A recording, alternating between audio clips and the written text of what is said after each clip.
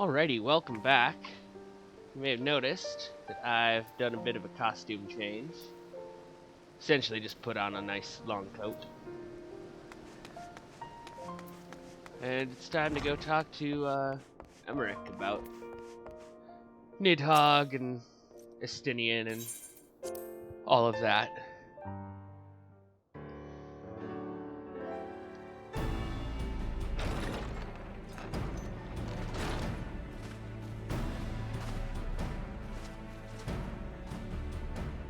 Thank you for coming. I wish to speak with you both in a place where privacy was assured. We quite understand. What was it that you wished to discuss?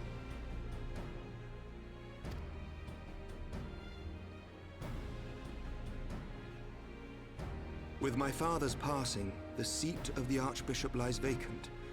And so, in accordance with canon law, I have assumed his responsibilities. I should stress that this is a temporary measure. It was never intended that the Lord Commander of the Temple Knights serve in this capacity indefinitely. Quite the opposite. The statutes specify that I should surrender my powers as soon as a conclave of the senior clergy and the high houses have named a new archbishop.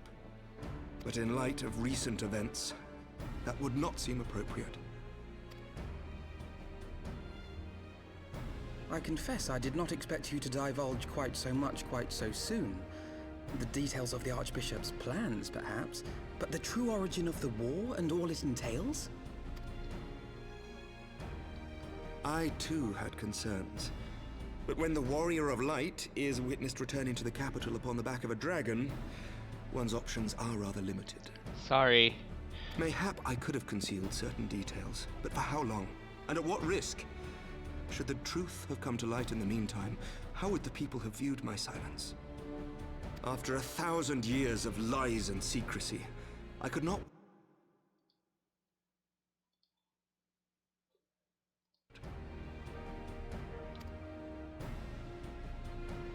I only wish the people agreed. That some would deny the truth I had anticipated, but not this many. And among the few who acknowledged that my father had to be stopped, no small number question our methods.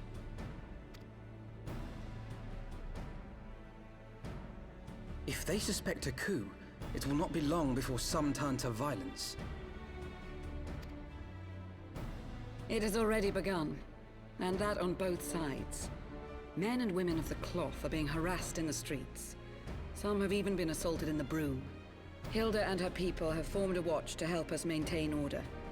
But such measures will not prevent the unrest from spreading. For all our talk of peace, the people remain frightened and confused. For their sake, we must bring the Dragonsong War to a definitive end. And we should be glad to help you, Sir Emmerich. But what precisely would you have us do?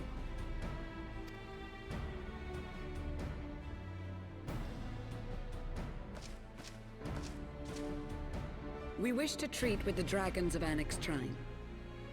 To that end, I would trouble you for an escort and an introduction. Yeah, we can do that. FFXIV? You would speak with Vidofnir then? We must needs open a dialogue between our peoples. Acting as my representative, Lucia will extend an invitation to their leader, that she might visit us here in Ishgard. Were she still with us, I would of course have beseeched Isel's assistance in this matter. But as she is not, I must ask that you aid us in her stead. Will you do us this favor? Yeah.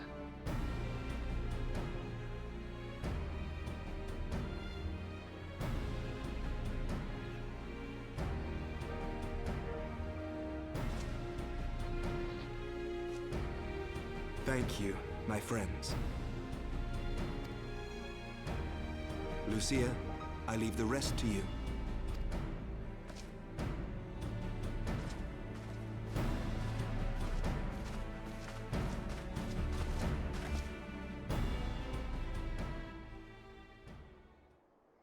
In the wake of the Archbishop's fall, the nation of Ishgard trembled, the faith of her people shaken to its very core.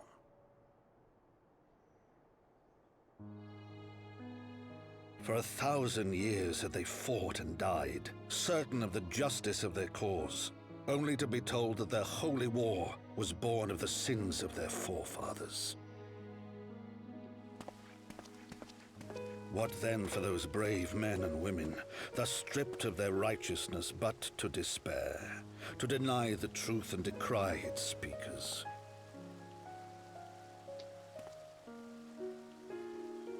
And what then for those whom they defamed but to hope on, to have faith in a brighter tomorrow?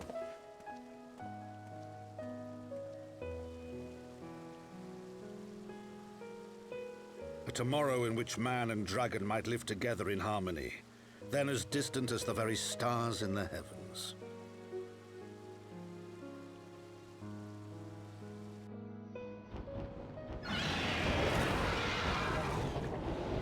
Yet while we dared to hope, deep within his lair the enemy lay, gathering his strength.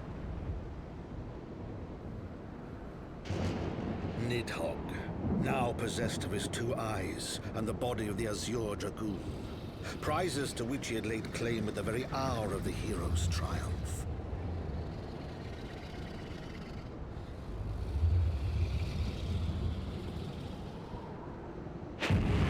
As desperately as we sought the solace of peace, the great worm craved the misery of war, nor was he alone in his misbegotten desire.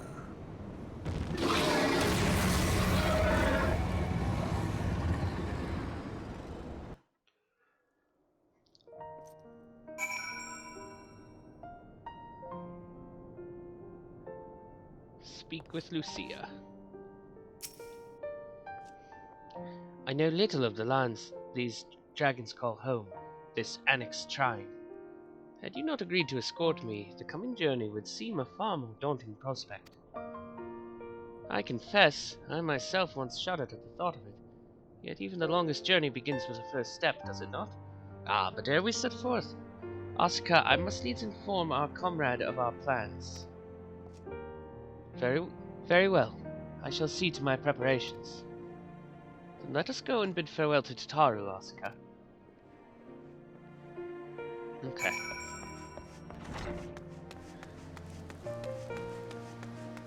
We'll go say goodbye to Tataru.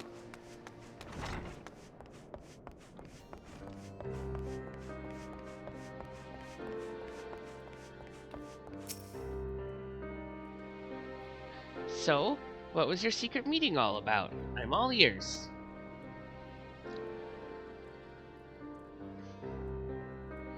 A diplomatic mission to annex Trine, you say? Well, I suppose that does take precedence. But should your meeting with Vidofnir happen to end early, you might consider rendezvousing with Y'shtola in Idleshire. She'll be there to receive our guest. Don't get me wrong, your meeting with the dragons is terribly important and everything, but this scholar just happens to be... time permitting, as I said. We shall endeavor to join Y'shtola, but if we cannot, pray pass on our regards. Let us be off, Asuka. We have kept the first commander waiting long enough. Back to Lucia.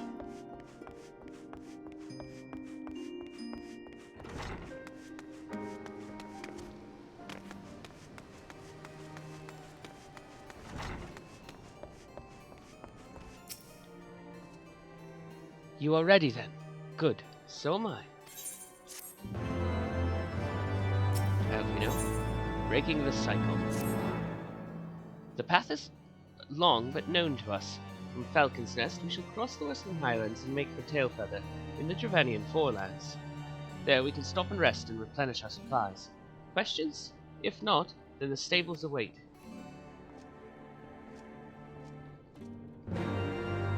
Or I can just teleport to Tailfeather.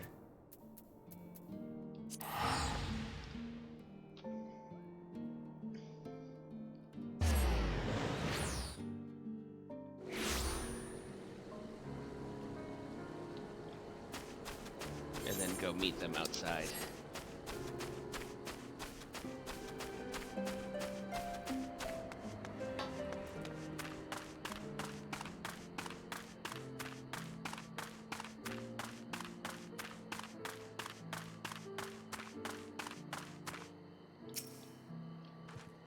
I always imagined that the first time I set foot upon Dravanian soil would be at the head of an army, and here I am, ready to treat with the brothers and sisters of mine enemies. Full well do I know how difficult it could be to set aside the past, though it was I who first proposed recruiting Azael to our cause. I questioned the wisdom of my words almost as soon as I had uttered them, and for a long time after that. Here was a woman with the blood of innocence on her hands, men, women, children, all slain in the name of the implacable Lady Iceheart. Yet she acknowledged her misdeeds and agreed to join us in common cause. At our side she fought in service to the greater good, even unto her dying breath, and while that does not absolve her of her sins, I hope that one day she will be remembered not merely as a heretic, but as a misguided soul who dreamt of peace. You ask much, Master Elfino, yet who can say what might come to pass, should our negotiations bear fruit? Yes, of course. We must press on to Annex Trine, if you will follow me. We're just gonna teleport there.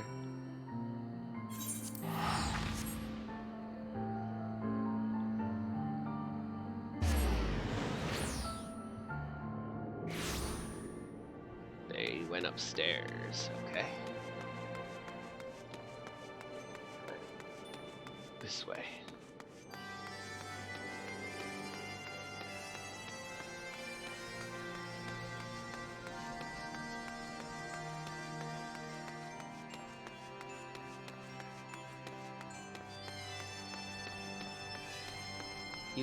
You dragons should really have these stairs repaired.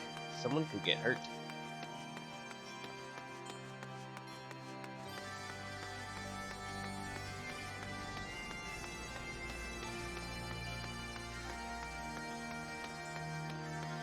So many stairs.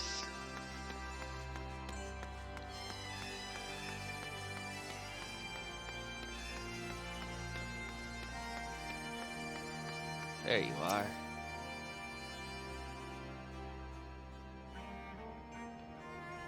Thou art ever welcome here, friend of Azael.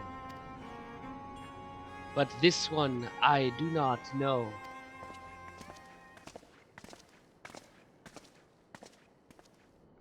Pray forgive this unannounced visit, Vidofnir.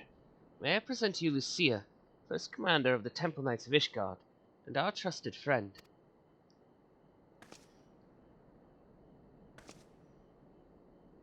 It is an honor to meet you, Vidofnir. I am come as an envoy of Sir Emeric, Lord Commander of the Temple Knights and acting leader of the Holy See. Indeed. You may speak, knight. For 1,000 years, man and dragon have been locked in an endless cycle of bloodshed and sorrow. To our shame, we long believed your kin to be the architects of this war. But now we know the truth, that King Thordan and his Knights 12 did willfully betray and murder the great worm Ratatoska, shattering the peace between our peoples. For 1,000 years, our leaders conspired to conceal the truth, a truth which was at last laid bare by the Warrior of Light, the Azure Dragoon, and Azael. Alas, a deception so intricately wrought cannot be done in a moment, and our people labor to accept the truth. After an eternity of war, who would dare to dream of peace, that peace could at last be within our grasp? Yet dream we must, as Azael once did, and we must make that dream a reality, as she could not. We humbly beseech you, Vidofnir, join hands with us in friendship once more, before the eyes of my people in Ishgard. A most unexpected invitation. I have heard your request. However, I cannot yet give you mine answer. May I ask why? This matter concerneth my sire. He must needs be consulted. Moreover, the Nath grow bold, even as they did before, and I would not leave my people at the mercy of the swarm. Then we will wait. After 1,000 years of war, we shall not give up on peace for want of patience. Ha! Fear not, knight. Thou shalt have mine answer within thy lifetime. So soon?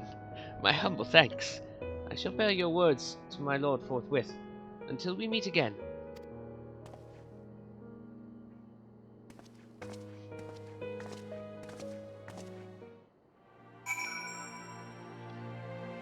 Where is Alphino? There you are. Ooh, that dragon's shiny.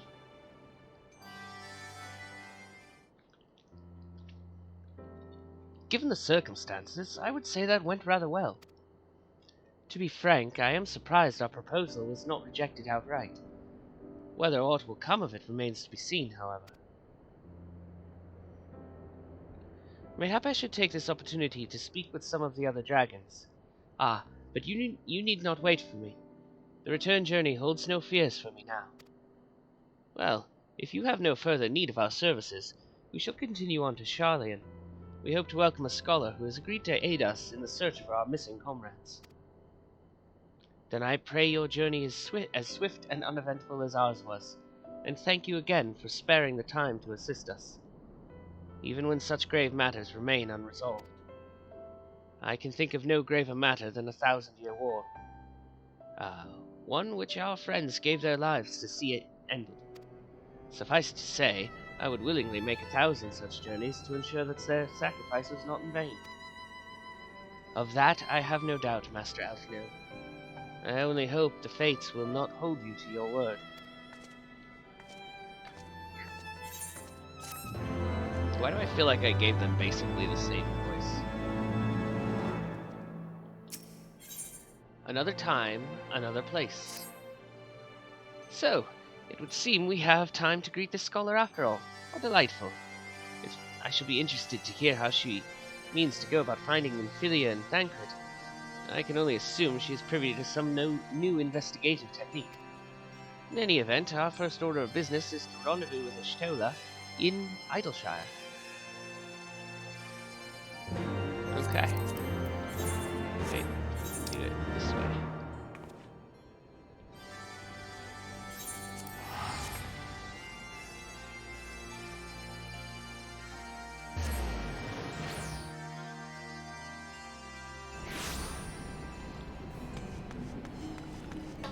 Ashtola. There you are. Ah, Asuka. 'Tis good to see you. I confess I had assumed your business in Annex Trine would detain you longer. Did your meeting with Vidofnir go well? As well as can be expected. She must discuss Sir Emmerich's proposal with Racefelger, of course, but she seemed amenable to the suggestion. What of our Charlian guest? Has she arrived yet? She has, but when I explained that you would be joining us, she asked if she might use the intervening time to explore. I agreed to meet her outside on Frontbridge. We should be on our way. Okay. Let's go be on our way then.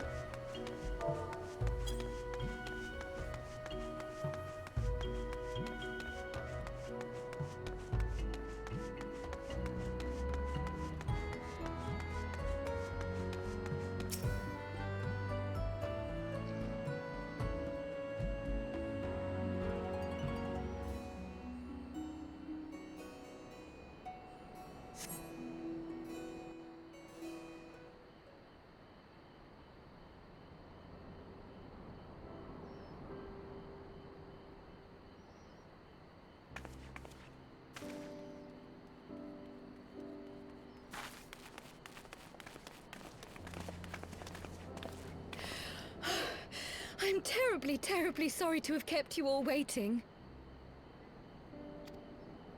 You need not apologize. We arrived but a moment ago ourselves.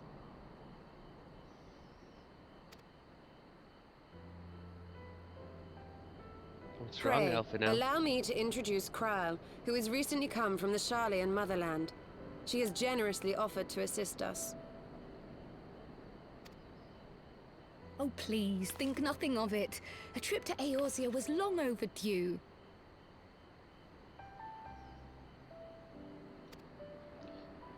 You must be the Warrior of Light. Yes, You certainly do look the part. A pleasure to meet you at last, miss.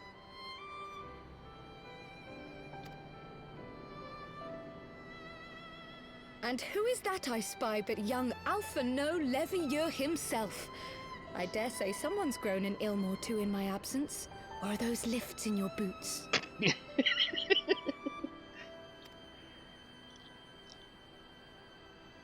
We, Miss Kryl and I met at the Studium years ago. I shall forever be indebted to her for her sage guidance. It was no small task keeping him out of trouble, believe you me. The youngest ever to enter the Studium, him and his sister, 11-year-old prodigies.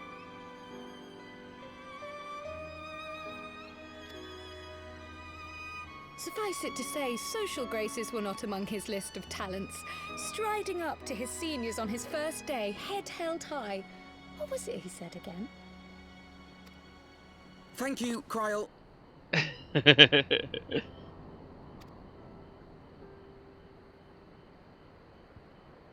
what? I haven't finished yet. Would you care to attempt a more dexterous deflection?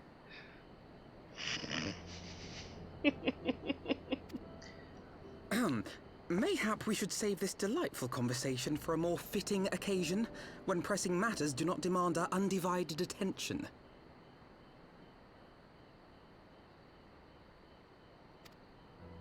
A bit much, but better. I can tell you have been putting your skills to use here in Eorzea. Henceforth, I trust you will dazzle me with your eloquence at the first time of asking.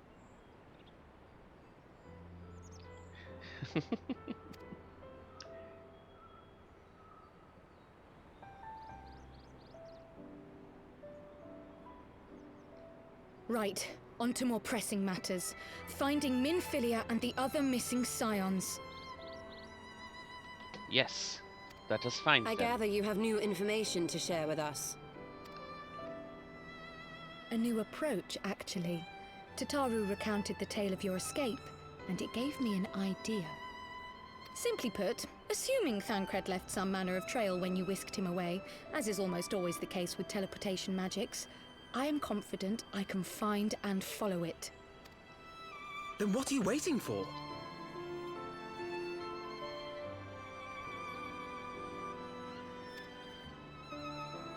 The wherewithal to do it.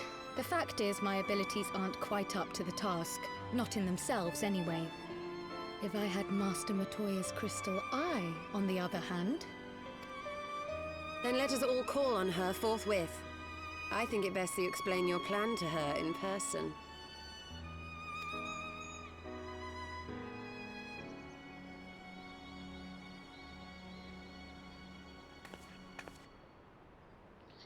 So, Kryl is another student in Baldessian, like Grahatia was.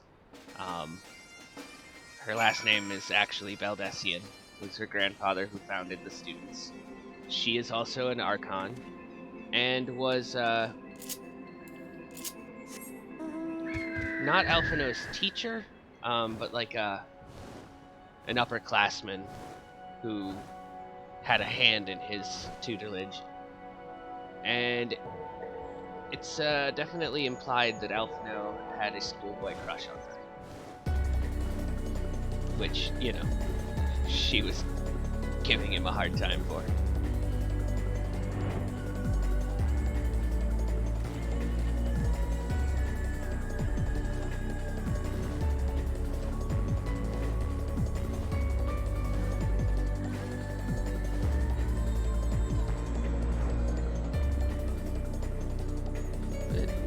To Matoya's cave to see if she'll lend us her crystal ball.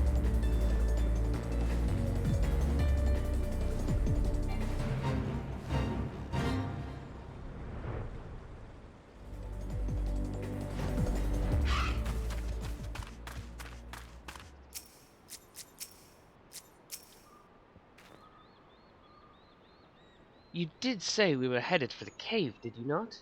Because I certainly don't see a cave nearby.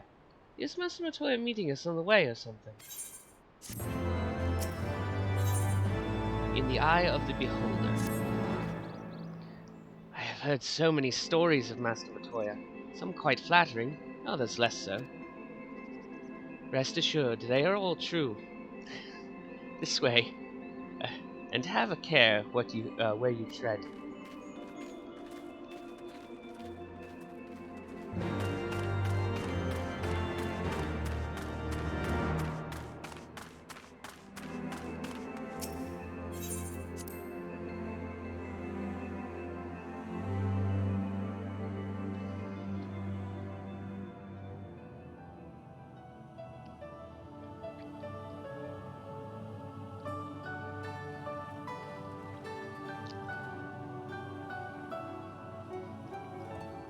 Oh, is that trouble I smell?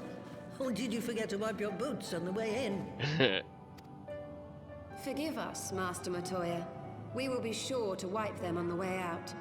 And may I say how glad I am that age has not yet deprived you of your senses. Ever so quick-witted, aren't we? To the detriment of your manners. Well, out with it then. What do you want? Pray, allow me to introduce myself, Master Matoya. I am Kryl, of the students of Baldessian. I hope you will excuse our unannounced visit. Baldessian, you say? Oh, yes. The old coot set up shop on the Isle of Val, didn't he?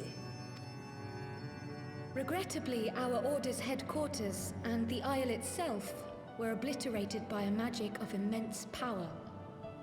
I have the blessing of light to thank for my own preservation.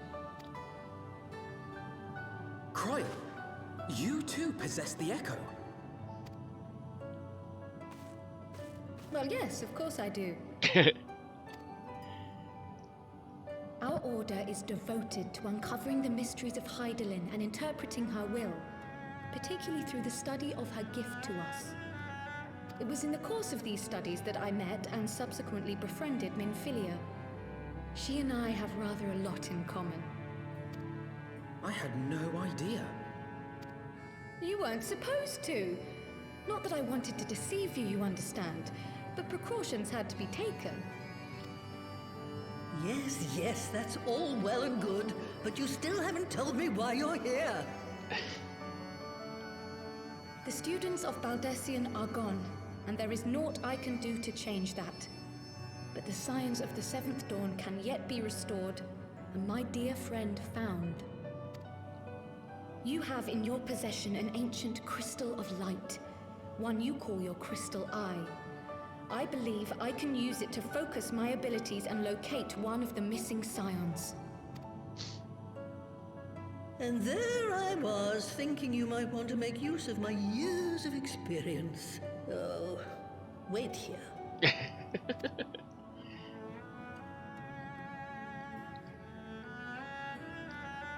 I love Master Matoya.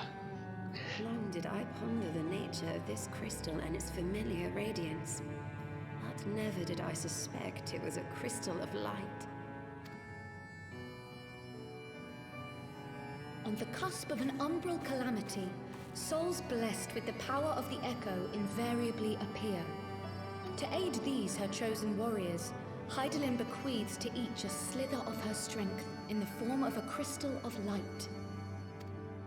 But as her strength wanes, so too does the potency of her gifts. This crystal, born of an earlier era, is infused with a power far greater than those of this age. You could travel the length and breadth of the land and not find a crystal even a fraction as pure. Its value is beyond measure, as are the risks inherent in its use. No two manifestations of the Echo are alike. I, for example, can converse with beings of every shape and size, excepting beasts, contrary to what others would have you believe. Language has nothing to do with it, of course. Rather, I am sensitive to the whispers of the soul. Their intent, their very essence even, the traces of which serve to guide the elementals to Y'shtola. Far-fetched though it may sound, I believe that with your crystal eye, I may be able to pick up where they left off and follow the remaining trail to Thancred. That is, if I have your permission.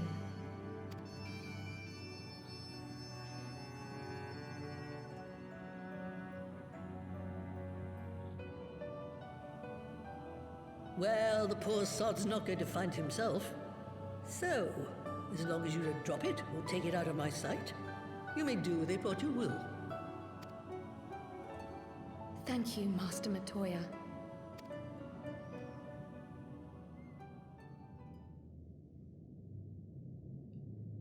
Then let us begin.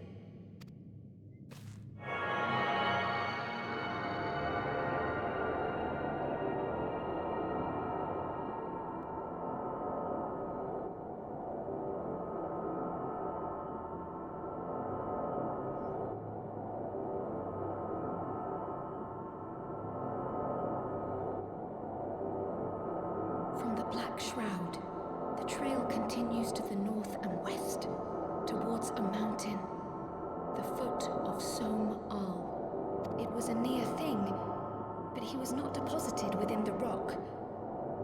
I think.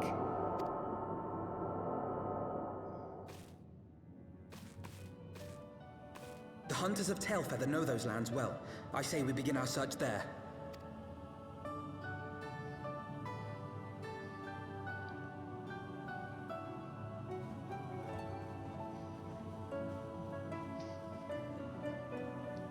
Cool.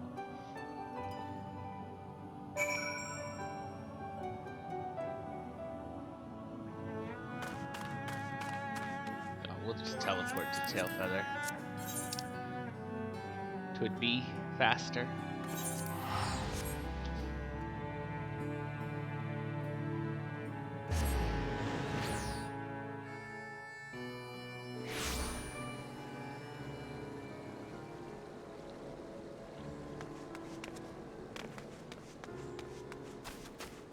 Where are they? Ah, outside the gate.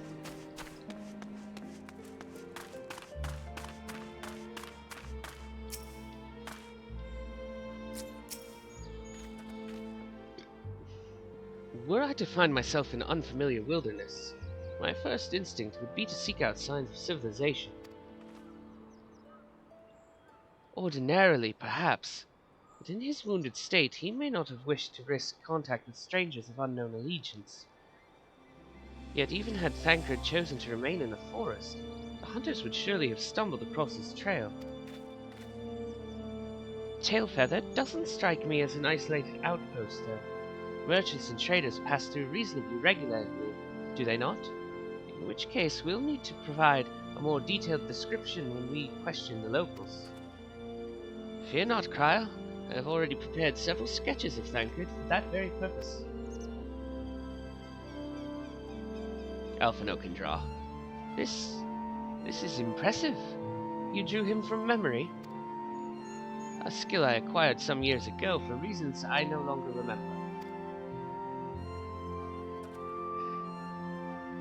I propose we split into two pairs. Ishtola and I will inquire at the outlying encampments, while Asuka and Kryl question the residents of Tailfeather.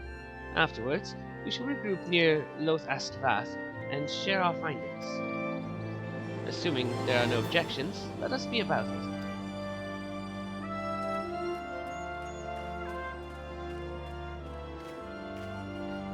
My, he certainly has matured, hasn't he? Hard to imagine he was once a boy who practiced drawing for hours to impress young ladies. Anyway, we had best get started. Find me when you're finished making your rounds.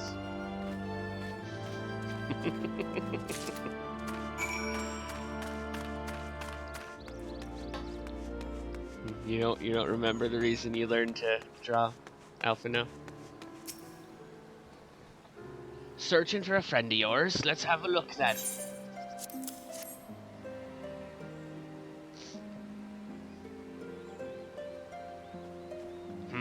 No, I ain't seen him around, sorry. Oh well.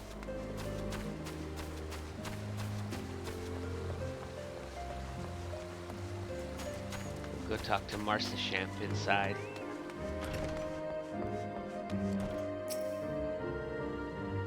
What's that you've got there? A sketch?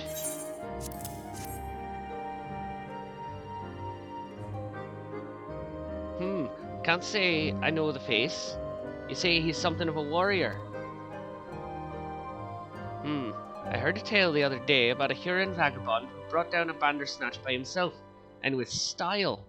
Way they tell it, he was dancing with the beast like it was the bell of the bleeding ball. Sound like your man? Yeah, actually.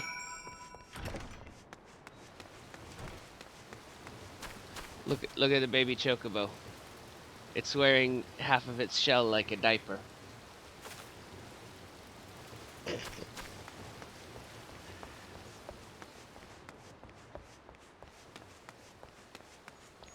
You there, Grimold. A Huron man? We're not exactly rare, you know. Could you be more specific? I've got a sketch. I did spy this one bloke a while back. Didn't get a good look at his face, but it could have been him. This was beyond the forest, as I recall, along the river to the west of Tailfeather. I remember thinking he wasn't much of a hunter. The lad was making no effort to cover his tracks, see. That, and he was carrying an axe instead of a bow. An axe, you say?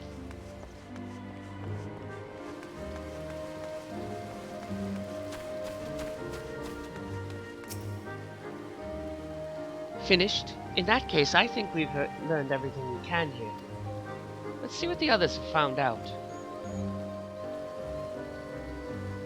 We'll fly to the place.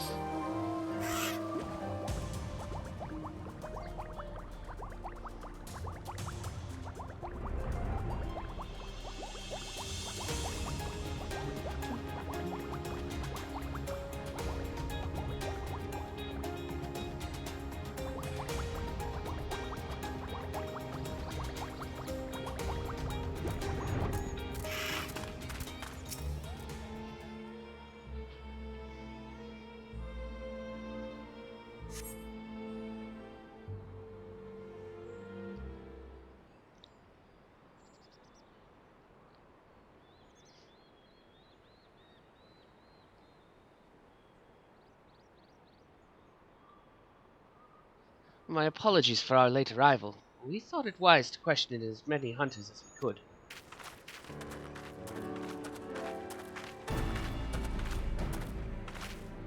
Many have made camp in inaccessible locations, ideal for hunting game, not so receiving visitors. Nevertheless, our time proved well spent. There have been countless sightings of an exceptionally capable Huron hunter with whom no one is familiar.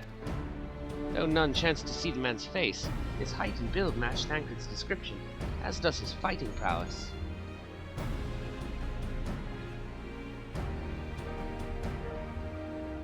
So, you've heard the same tales. Be that as it may, we yet want for conclusive proof. Mayhap this is unrelated, but I heard a curious tale regarding a Vath trader. He came to Tailfeather in search of garments fit for a man of refinement, which seemed a rather curious description for one of his kind. You were implying that Thancred sent a Vath to market instead. Why would he not go himself? Well, if you recall, you yourself emerged from the live stream as naked as your name day. It is a scene I shall never forget. Alphino! Is it now? Well, I was pleased to see you. I mean, it was a simple statement of fact. It stands to reason that Thancred found himself in the same predicament. In any case, if he had dealings with the Vath, they should be able to tell us, no? Yes. Quite right, Kryl, quite right.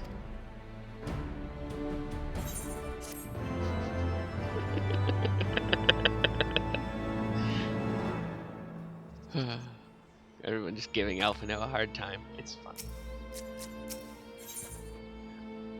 A little slow, a little late. Well, what are we waiting for? For all we know, Thancred could be waiting for us in Lost As Vath. We must go and see the Vath right away. Come along, everyone, come along. He seems rather eager to move on from mentioning that he saw Y'shtola naked.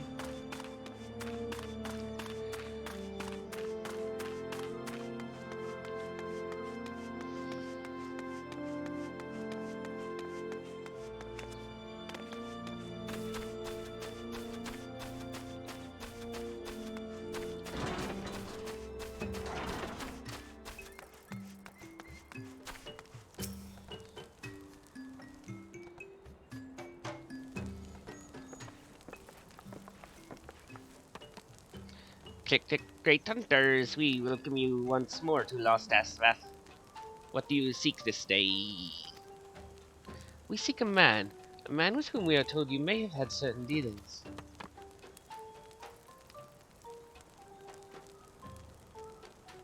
How curious. The hunters tire of godly sport and pursue mortal prey? No, he is not prey, but a friend long missing. Click, click, good. He is a friend of the Vath as well, one with whom we have traded many times. Truly? And are you quite certain it was this man? There is no doubt. Click, click. The fleshling clothed in skins came to us from some all, lost and weak. We offered meat and hides in trade, and in exchange we tended his wounds. He brought us much flesh, so skilled a hunter he was, much flesh. When he asked for garments, we were glad to provide them. And where is he now? Click, click. Gone to Lost asked Gnath. Ah, these names. Not long ago, when he heard the One Mind had summoned our god once more. Ravana has returned. Vidofnir did say that the Nath had grown as before. But what could Thancred hope to accomplish by himself? Honored Elder, we thank you for your help. Would that we could repay this kindness ere we depart, but we must hasten to our comrade's side. Go, great hunters, lest the Nath claim him as a sacrifice. Click, click. Yeah, we better go.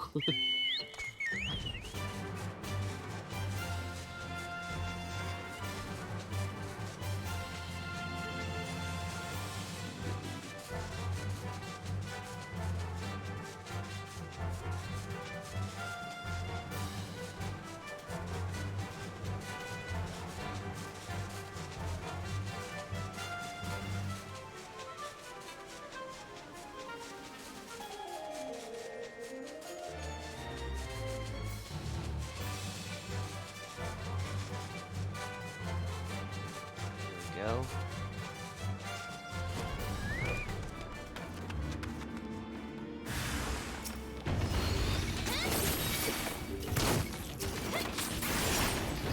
Enemies.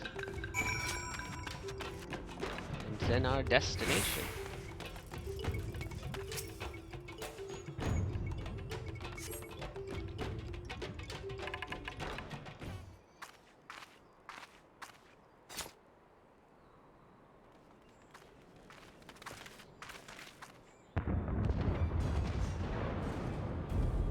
Who else could be? Thancred! It could be Thancred! We must hurry!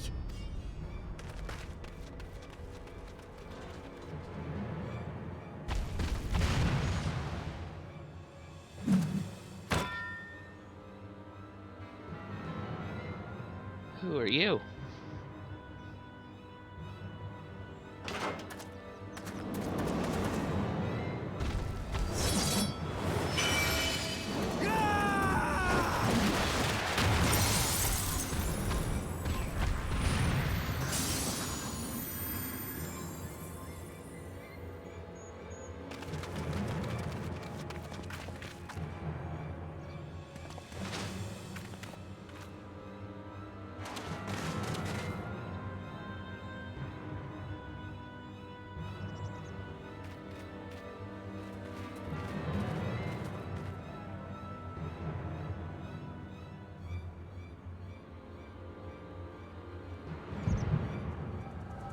Uh-oh. We're having an echo.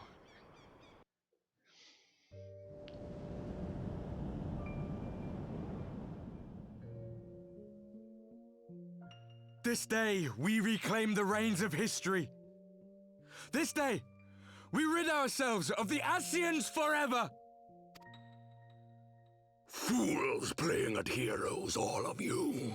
Is this how you believe you can save your world? We can and we will, Ascian. You shall see. Or perhaps you will not!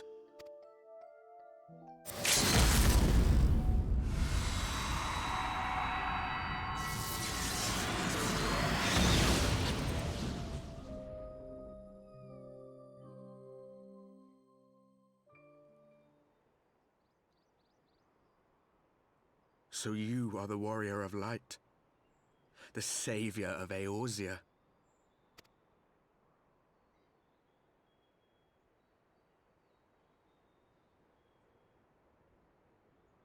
It's a wonder you didn't come sooner, what with the primal and all. Lost a step, have we? Have care. The ether moves strangely around him. It would seem we share a common enemy. Mayhap you would tell us who you are.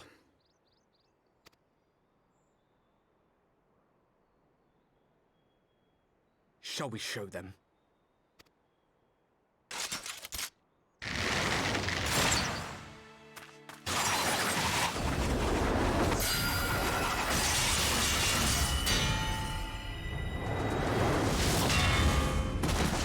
Hey.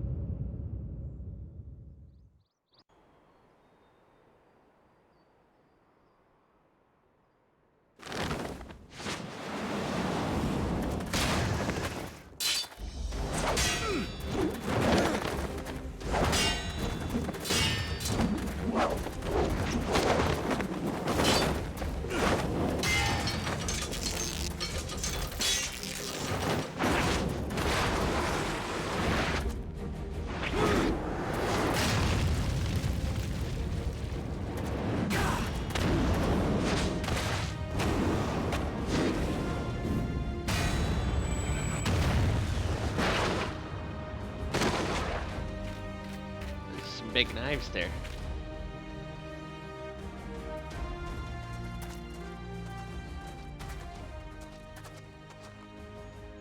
Not very sporting of you to interrupt, but so be it.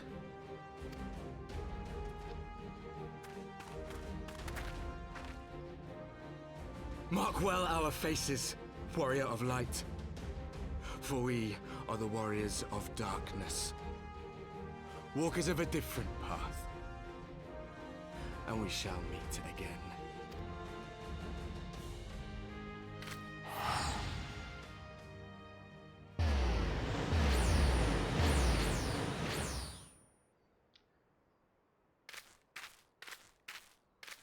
Warriors of Darkness? Really?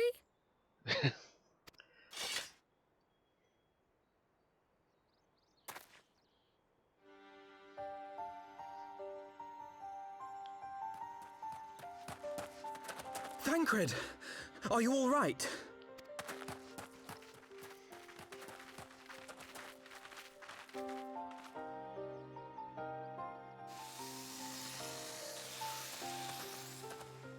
Pleasantries can wait. I'd rather not be here when the Nath arrive. Agreed? Agreed.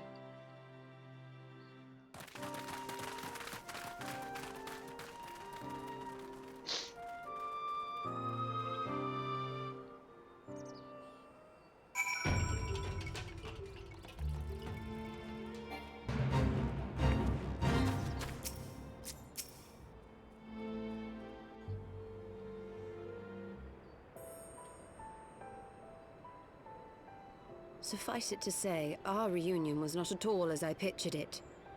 Waiting until the last instant to join the fray. 'Tis plain you have not lost your appetite for the dramatic. My appetite for the dramatic? Have you forgotten the circumstances of our parting? The heroic last stand, the tunnel filling with light, and then... Had I known you intended to use forbidden magics to deliver me to some god's forsaken wilderness, I would have thanked you in advance. Thancred.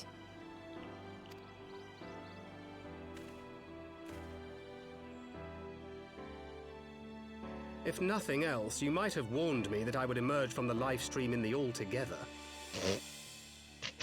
So, that little squirrel that's covering up his stuff is in-game called a nutkin. Eventually, I managed to fashion knives from some obsidian I found, and set about hunting for meat and hides. Given that I'm not all that skilled in leatherworking, it's probably for the best that I met the Vath before I was reunited with you.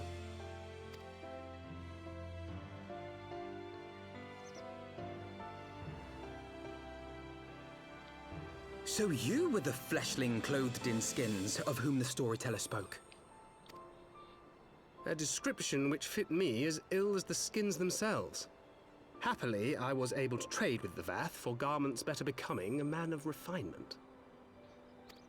From them, I learned of Ravana, and of the great warrior who had once laid him low.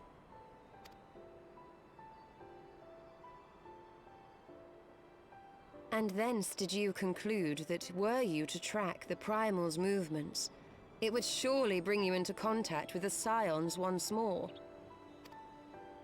It seemed a reasonable assumption. I could think of no one else with your enthusiasm for slaying beastmen gods.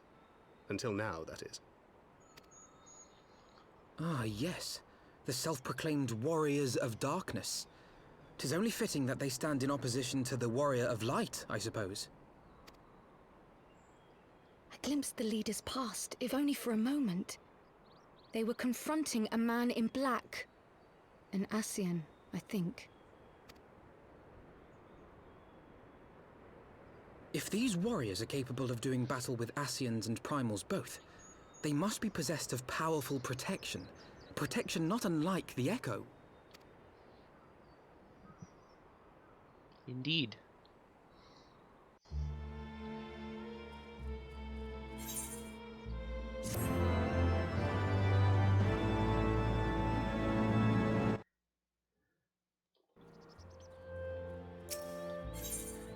Dreams of the Lost.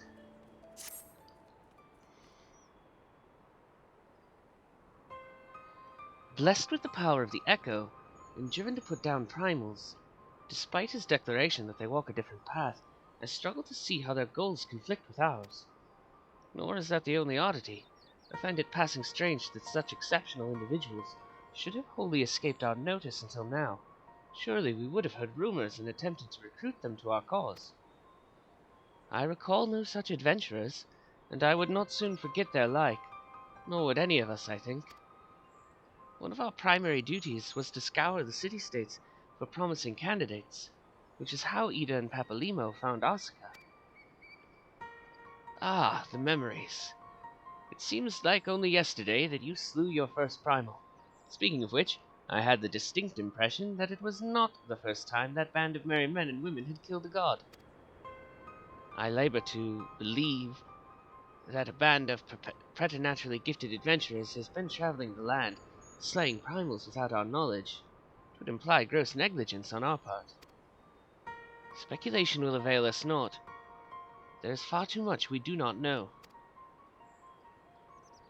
For the present, we must needs concentrate on what we do know. Namely, that Lord Ravana is no more, Vidofnir must be informed.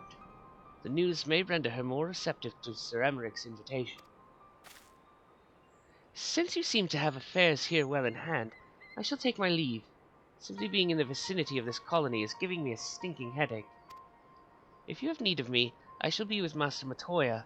I would beg her assistance with the search for Minfilia. Wait, Minfilia is missing? I thought she had escaped with Asuka. I shall explain on the road. Much has happened in your absence.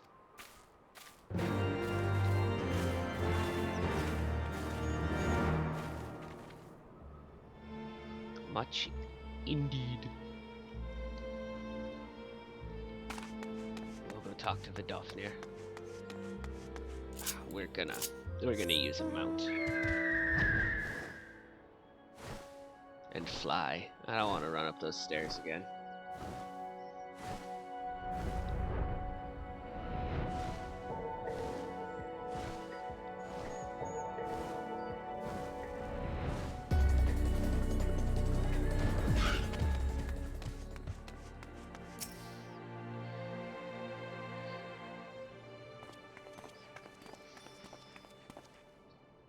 I had not thought to see thee again so soon, mortal. If thou seekest the night, know that she hath long since departed for Ishgar. My thanks, Vidofnir, but it was not for her that we came. We bring good tidings for you and yours. Lord Ravana, who had been summoned by the Nath, has again been laid low. Truly, once more you mortals have succeeded where mine own kind did fail. You have our deepest thanks. Would that we could take the credit. The god fell by another's hand. Another! Revelation upon revelation. Regardless, it is cause for celebration. The Nath will have no choice but to withdraw. But to another matter, I have tidings for thee as well. Regarding the Ishgardian's invitation. As promised, I brought the matter to my sire. Hearken to his answer now. For 1,000 years I have mourned my beloved, who gave her life to forge a peace thy king betrayed.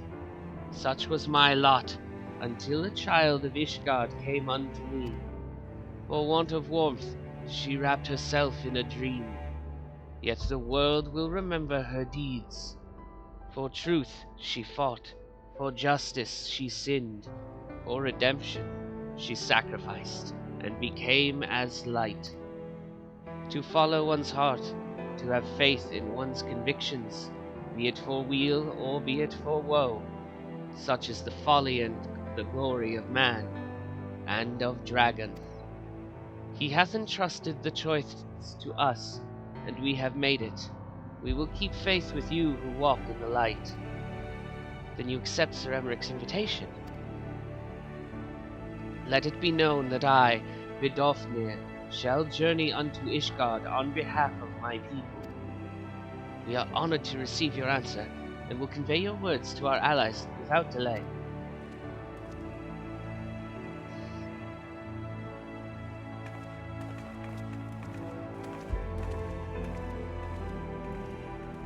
It is happening, Azael. Would that you were here to see it.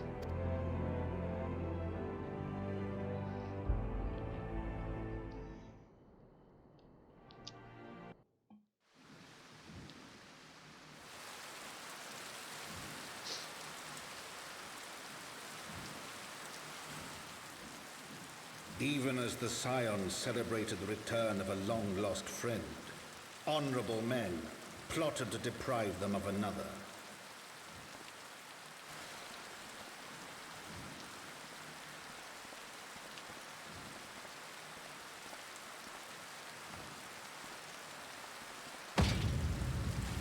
Honorable men, to whom Sir Emmerich was no hero, but a scheming patricide. Uh-oh.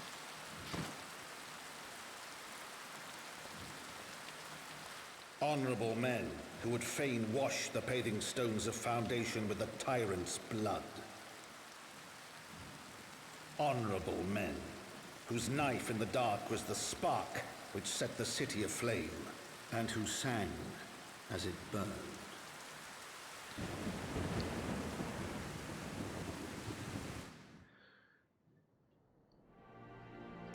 Well, that's not good.